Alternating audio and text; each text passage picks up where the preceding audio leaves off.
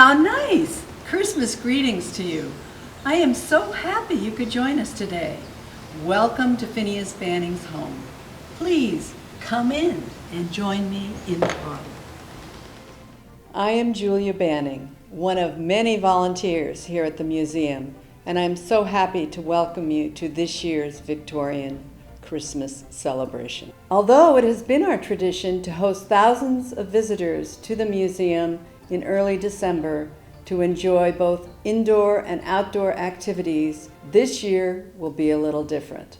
Today, we will visit some beautifully decorated rooms, enjoy some family entertainment and activities, and some special friends. So sit back, get comfortable, and enjoy the show with me.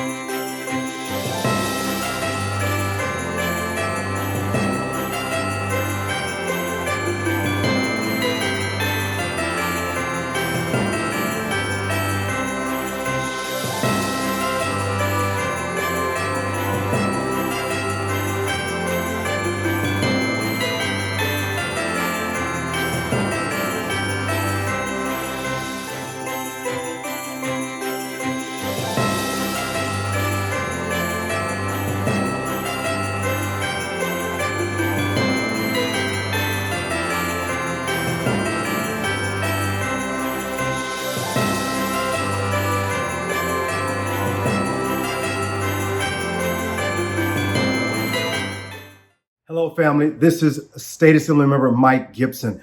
I'm the proud member of the state legislature that represents the Wilmington community, the home of where the Banning Museum lies. I'm a member of the Friends of the Banning Museum. I know that we can't come together because of this pandemic, so we have to come together virtually, and that's all right. But if we stay together, we will get through this together. I want to wish each and every one of you happy holidays, Merry Christmas.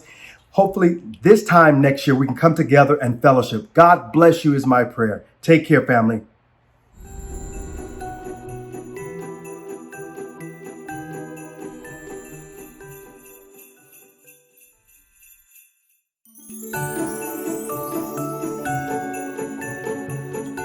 First off, let me say how much I love doing crafts.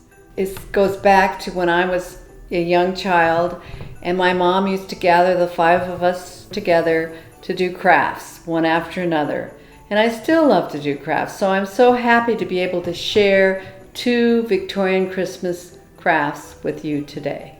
We've posted flyers for these 2 crafts, one a cranberry and popcorn garland, and the second craft a citrus and spice pomander. They are available on our website, and they list the supplies you'll need and some simple instructions. But today I'm going to actually demonstrate how to do the crafts. Over 150 years ago, the Banning family lived in this house, and they made these types of homemade decorations. Everything that was put in the house as decorations at that time was probably homemade. There was no Target down the street. There were no Amazon deliveries. If you went to the store, you had to hook up the horse to the buggy and take a long, slow, dusty ride to a nearby small store. So this first craft, the cranberry and popcorn garland, was very popular and relatively easy. In fact, you might have almost everything you need for this craft at home now. A needle and a thread, and some plain popcorn and cranberries, which is a seasonal produce and should be available at most large markets. If you can't find cranberries, just make a plain popcorn garland, and they're very festive too.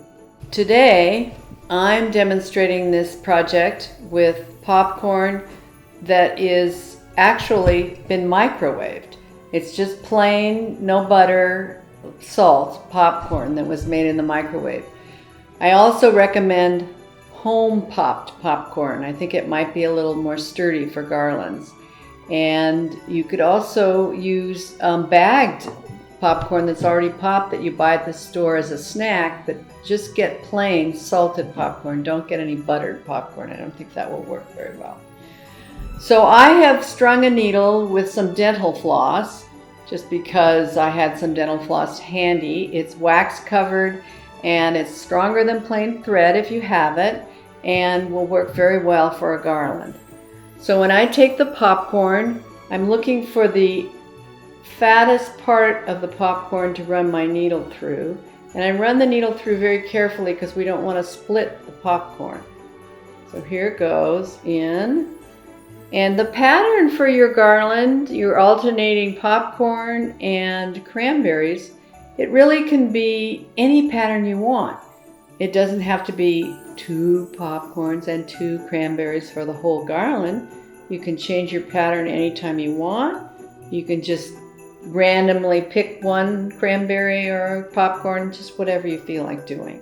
So when I string the cranberries, I like to string through the side of the cranberry, not the top where you can see that the stem was, because it's just a little harder to push through that part of the cranberry. So just go through the side. It's not scientific. If you don't hit the side perfectly, just push your needle through, and cranberries thread very easily. So I'm just sort of gone along here with 2 pieces of popcorn. I'm very carefully trying not to split this popcorn going in. So one thing I wanted to mention was the length of the thread that I'm using. I recommend that you have a relatively short piece of thread because it's just easier to manipulate what you're doing. And you can always tie the strings together if you want a longer garland.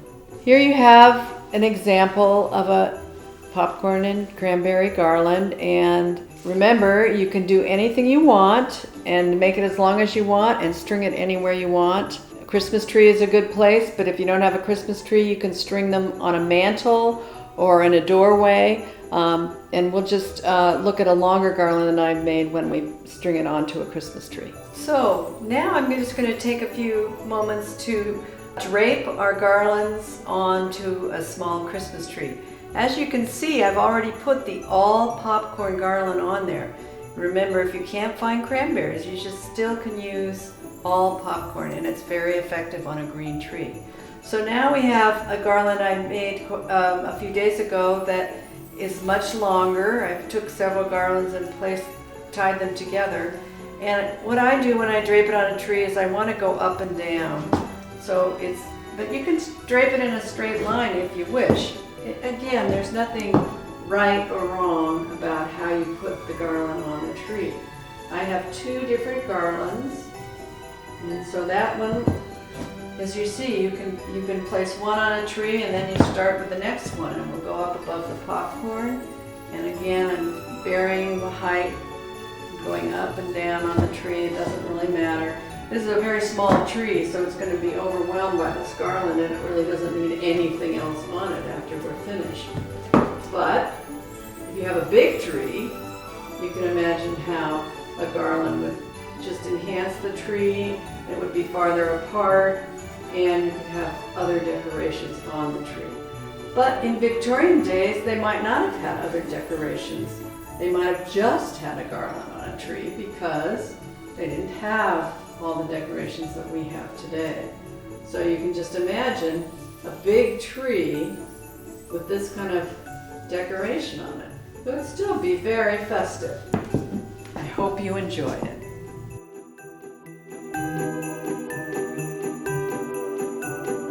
Now to our second craft, a citrus and spice pomander, very unusual word.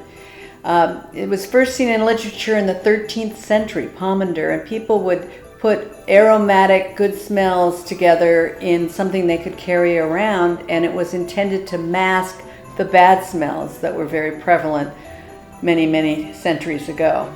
So the Victorians were very excited about citrus and spice pomanders, and today we're going to do a clove and orange pomander. They still smell good, and they allow for many creative designs. And we have some examples here of some very simple pomanders, a heart-shaped design on an orange, or a very tedious and time-consuming pomander where the cloves cover the entire piece of fruit, and it takes a long time to do. And different designs. So basically the sky's the limit on what designs you'd like to do. We have a spice, which is a clove. Cloves are they're very aromatic, and they have, it's hard to spell, you'll be able to see these. But finding cloves in the market is sometimes challenging, and I would suggest that if you're frustrated with trying to find cloves in the market, that you look online.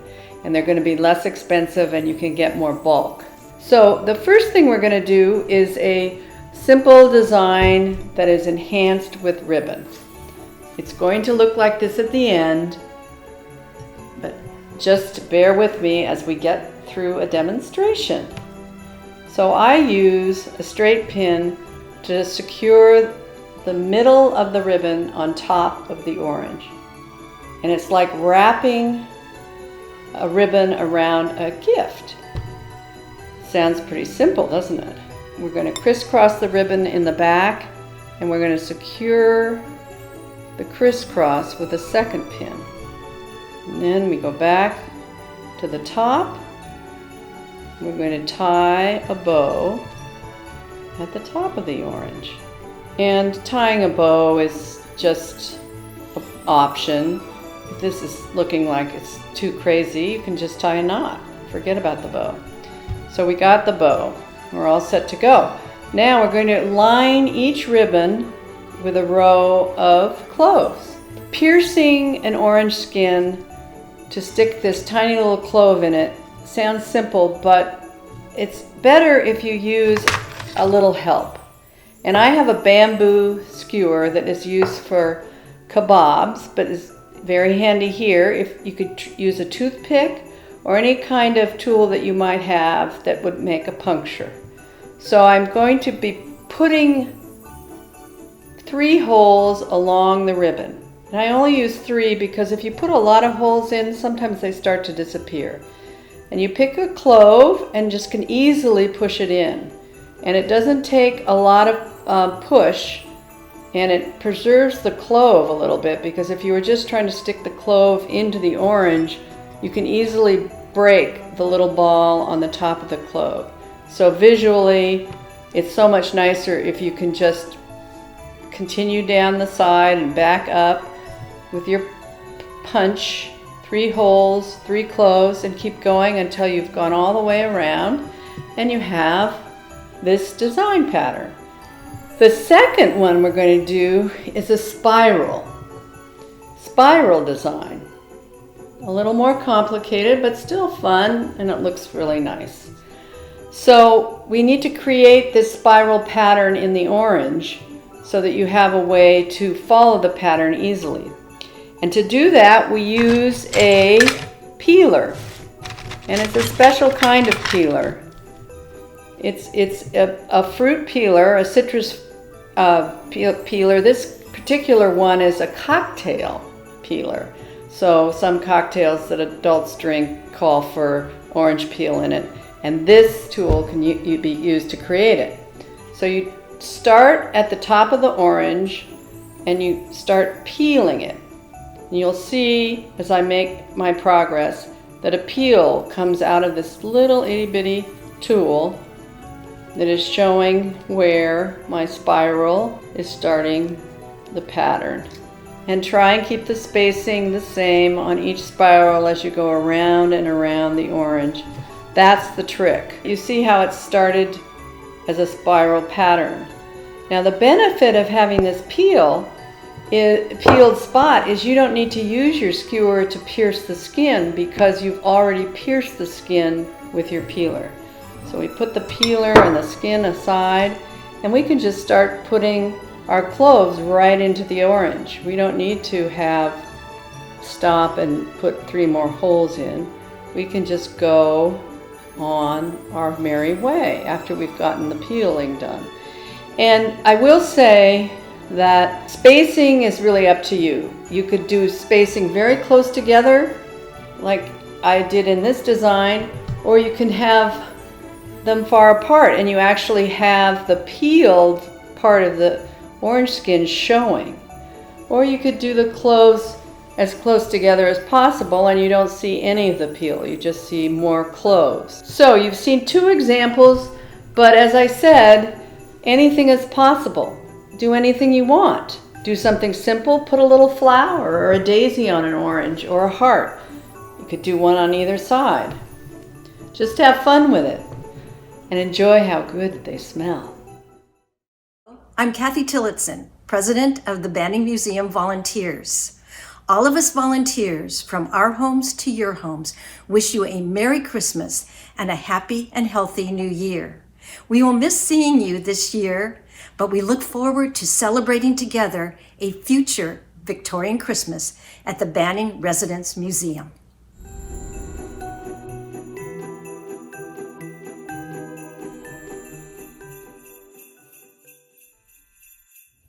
Hi guys, it's me, Alyssa Grace, and I would just like to say thanks for having me today.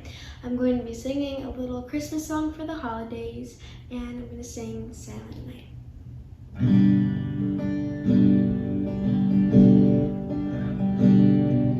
Silent night, holy night, all is calm, all is bright. Round a young virgin mother and child, holy infant, so tender and mild, sleep in heavenly peace, sleep in heavenly peace. Silent night, holy night, shepherds quake at the sight, glory stream from heaven afar, heavenly hosts sing hallelujah, Christ the Savior is born, Christ the Savior is born. Silent night, holy night, Son of God, O love's pure light, radiant beams from thy holy face, with the dawn of redeeming grace. Jesus, Lord, thy birth, Jesus, Lord, at thy birth.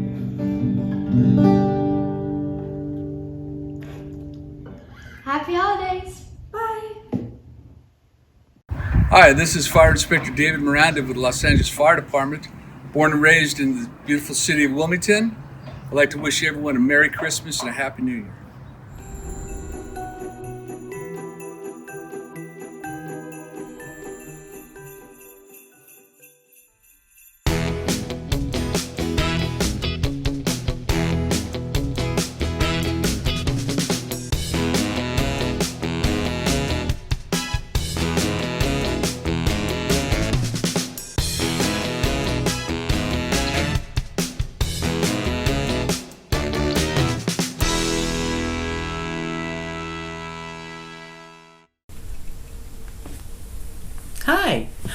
Ellen Schultz, otherwise known as the Puppet Lady.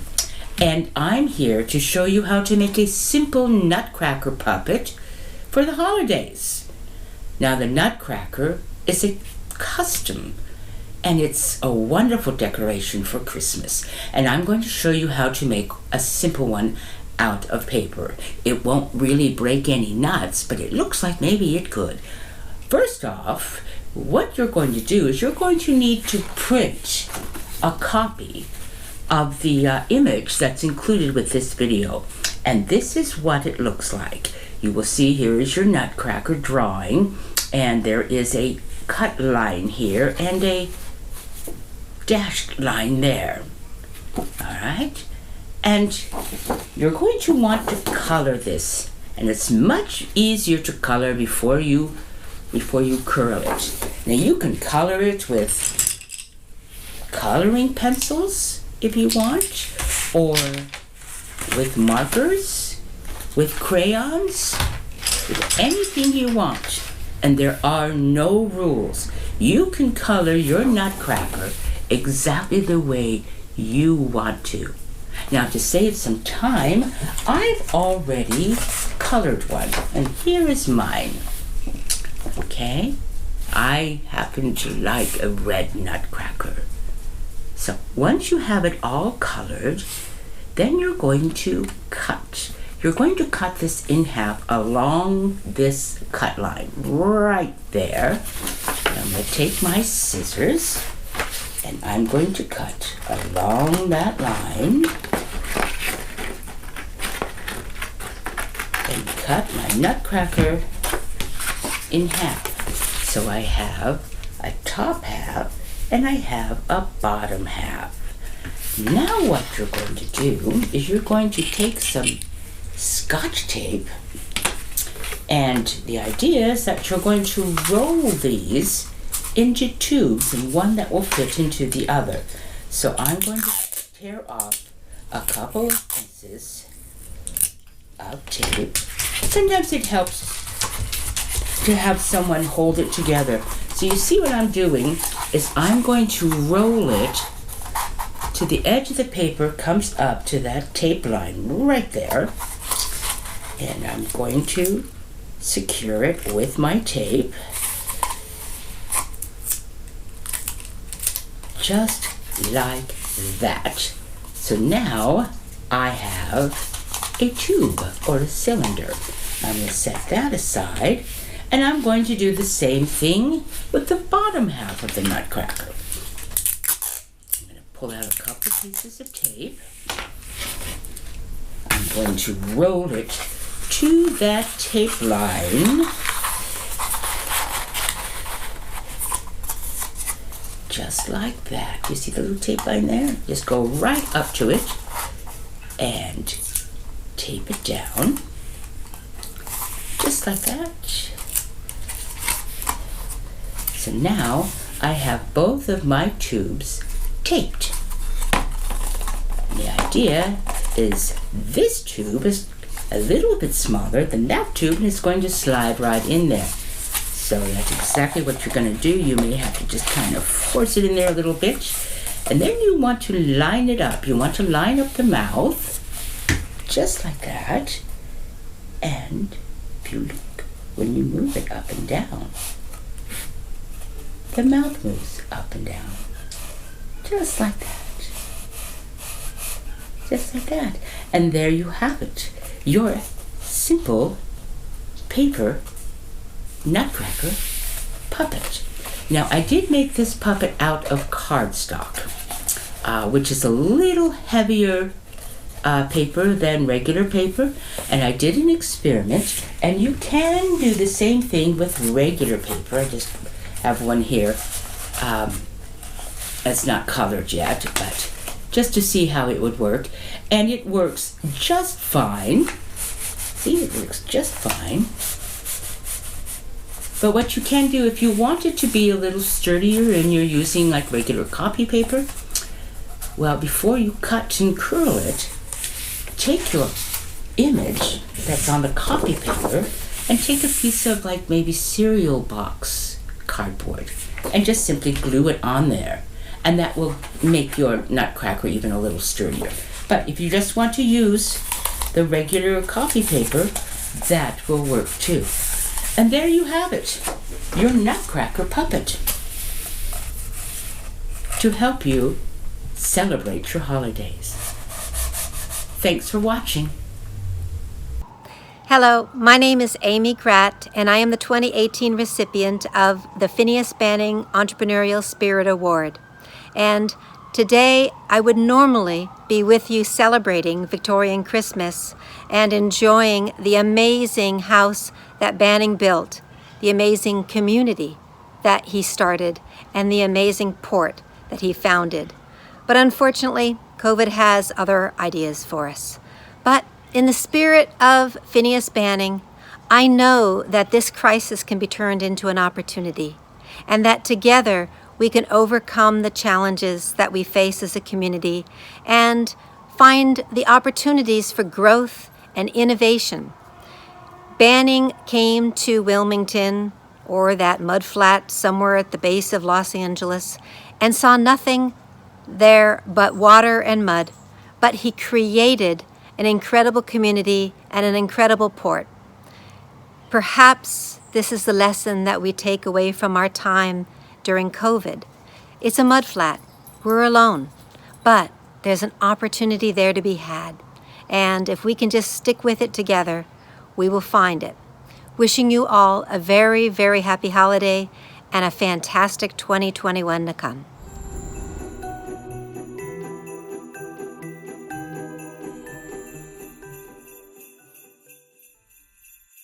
Hi, boys and girls. Merry Christmas. I'm here with Mrs. Claus, and we're at the Banning Museum. But this year, we're not able to go out on the lawn and meet you in person. And you probably understand that because we have these what do you call them? Masks. We have our masks on, just like you have to when you go outside or in a store or to school. And when I come down the chimney, I'll have a mask on, so you don't have to worry about that. Today, we're going to read a story. It was written a long time ago, about 200 years ago, about me. This is a book called The Night Before Christmas. And the people who lived in this Banning Museum, their children had this book read to them every Christmas. And so this one's a really fun book, and it has good pictures in it. So I will be showing you the pictures when I read the book. Are you ready? 'Twas the night before Christmas, when all through the house not a creature was stirring, not even a mouse. You see the picture?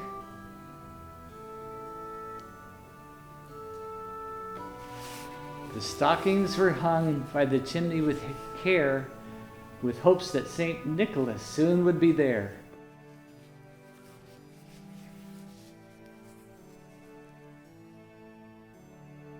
The children were nestled all snug in their beds, while visions of sugar plums danced in their heads.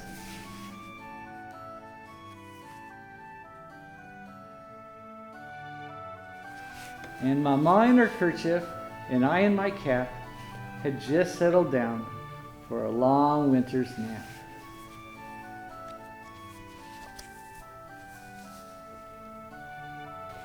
When out on the lawn there arose such a clatter, I sprang from my bed to see what was the matter.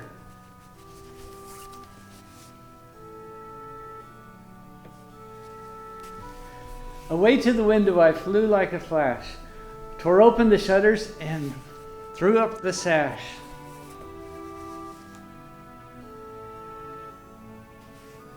The noon on the breast of the no-fallen snow gave a luster of midday to objects below. When what to my wondering eyes should appear but a miniature sleigh, and 8 tiny reindeer. With a little old driver so lively and quick, I knew in a moment it must be Saint Nick. More rapid than eagles his coursers they came, and he whistled and shouted and called them by name.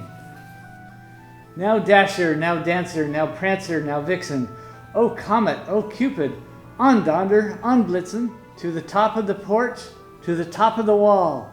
Now dash away, dash away, dash away all.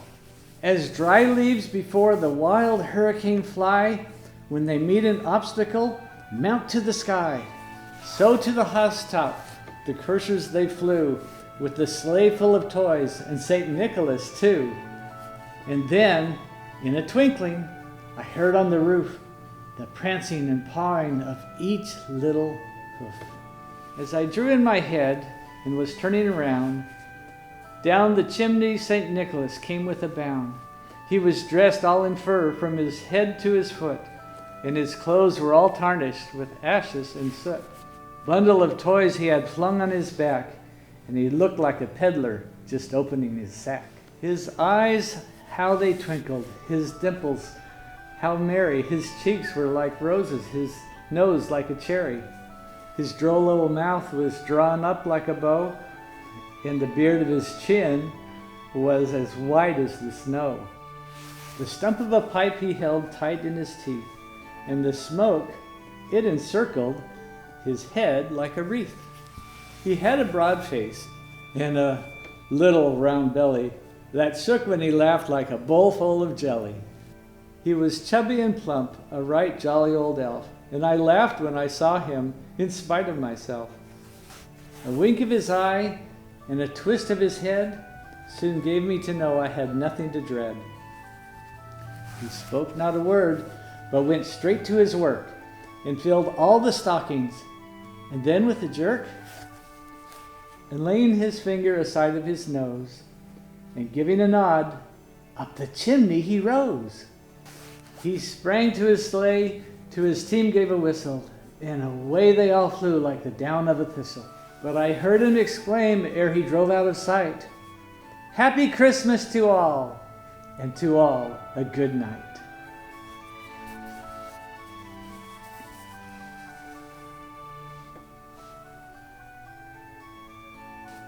And as I say when I talk to the elves and read them a story, and that's the end of the story. I'm glad that you are listening, and I hope that you have a Merry, Merry Christmas. Ho, ho, ho, ho, ho, ho, ho, ho. Merry Christmas.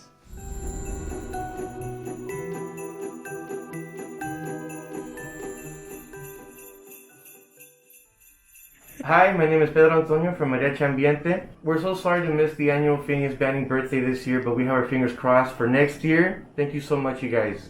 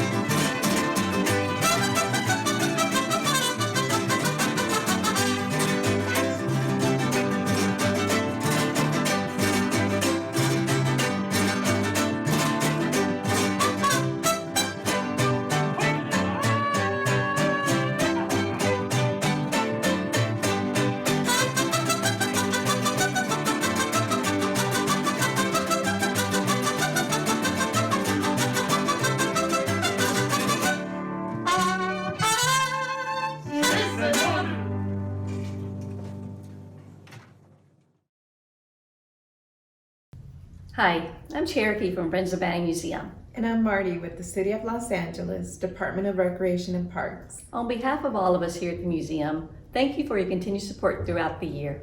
We do hope you've enjoyed our virtual Victorian Christmas, and we look forward to seeing you next year. Merry Christmas and Happy New Year from our house to yours. Feliz Navidad y Prospero Año Nuevo.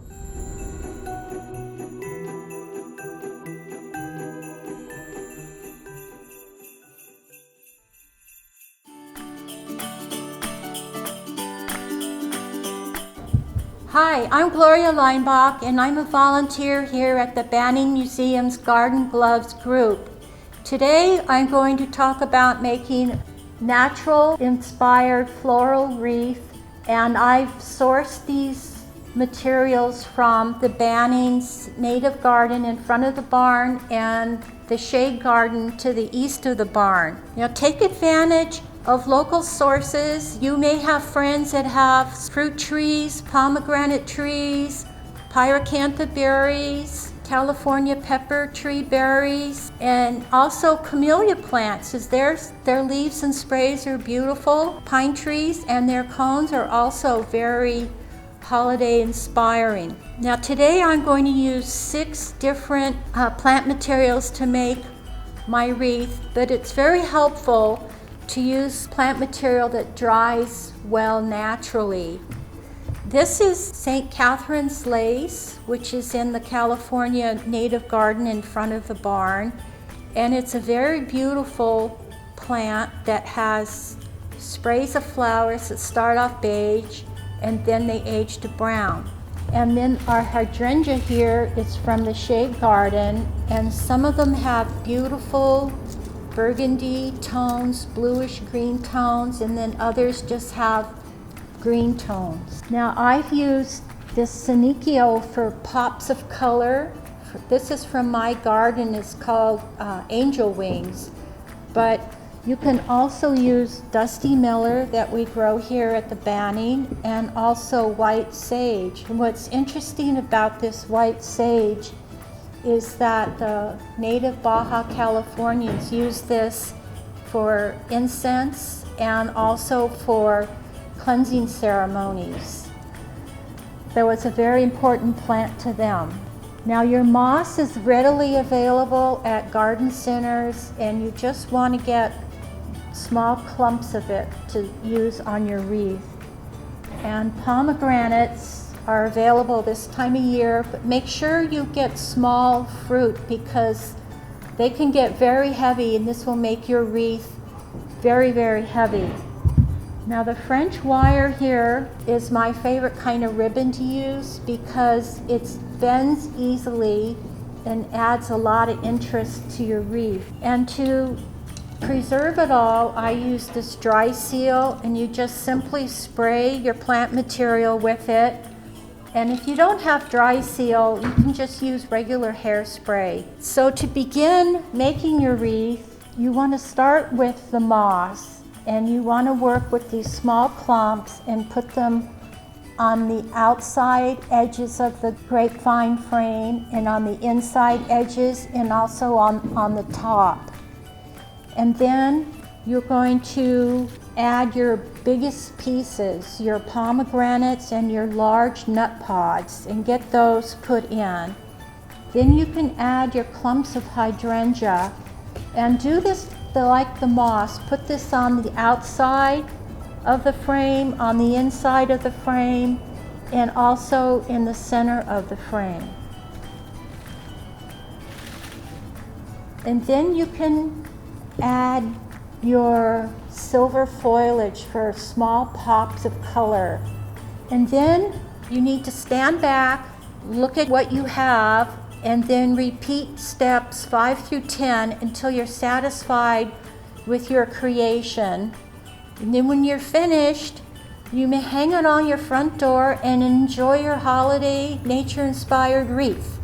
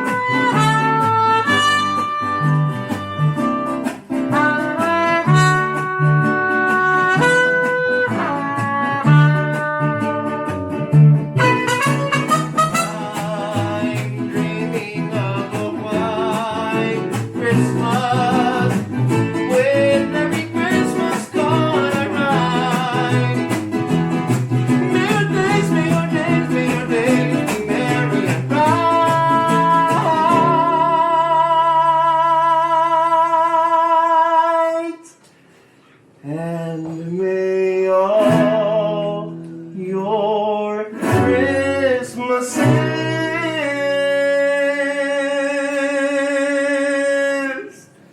be one.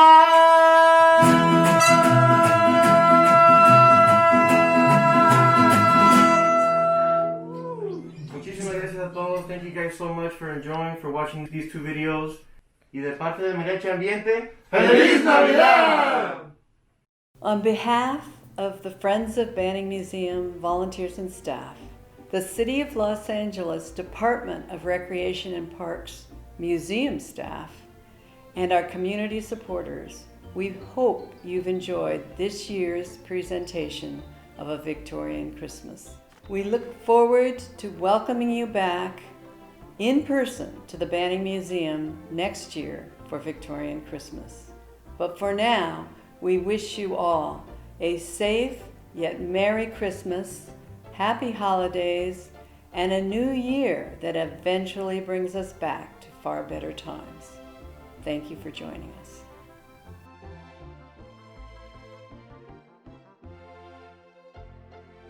Merry Christmas and a Happy New Year! Ho, ho!